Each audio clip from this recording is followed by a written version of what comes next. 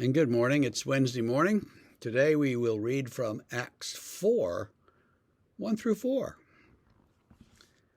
And as they were speaking to the people, the priests and the captains of the temple and the Sadducees came upon them, greatly annoyed because they were teaching the people and proclaiming in Jesus the resurrection from the dead. And they arrested them and put them in custody until the next day, for it was already evening. But many of those who had heard the word believed, and the number of men came to about 5,000.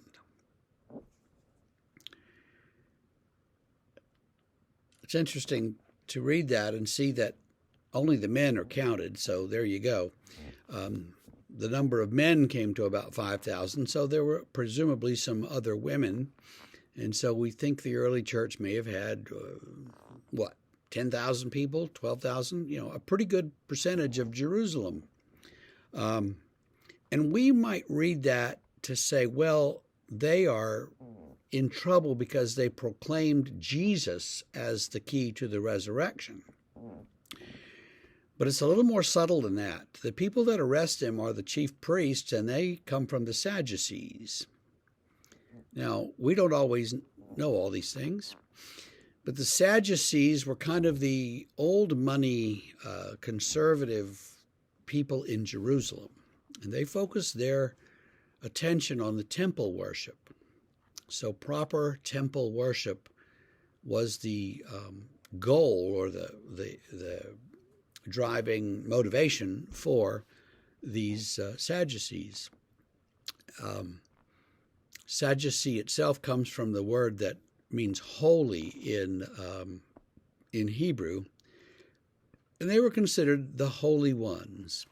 So the Sadducees, kind of the old money Republican temple people in Jerusalem, they don't believe that there's any life after death. Now this is key. This is why they're upset. Not because they're proclaiming Jesus as the key to the resurrection, but because they're talking about the resurrection at all. Why would you do that? There's no resurrection. You live a just life, you live a good life, and then you die. That's it. Whatever reward you get comes in this life.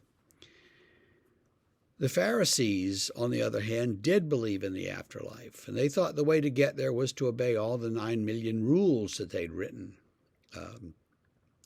The Pharisees came up with things like, you can't plow on the weekend, on the Sabbath, right? You can't plow. Well, if you spit on the ground, it makes a little furrow, a little spot. And that's like plowing, so you can't spit on the ground. So no spitting. And if you don't spit, then you won't be anywhere near being in danger of plowing. And this is the kind of thinking that ruled the Pharisees. Jesus was kind of like a Pharisee, kind of a renegade Pharisee, kind of someone who may have been taught by Pharisees. He had a lot of disagreements with them, though, because their focus was so much on the law. Now, when the temple is destroyed, the Sadducees have what? Nothing. So they kind of go out of business.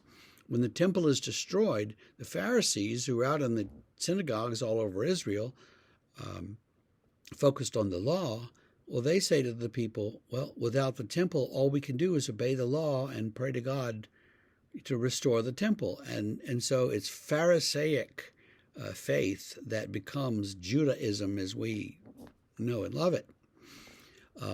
So they are the theological descendants of the Pharisees, who were, frankly, the liberal group in ancient Israel. So that's just a little background for you. There was also, of course, another party called the Zealots, and they were the political revolutionaries.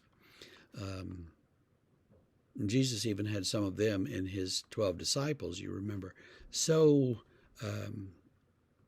Peter and John are arrested, and they're arrested by Sadducees because they dare to proclaim that there's a resurrection, and this man Jesus was raised from the dead, and that this man Jesus was, in fact, the Son of God.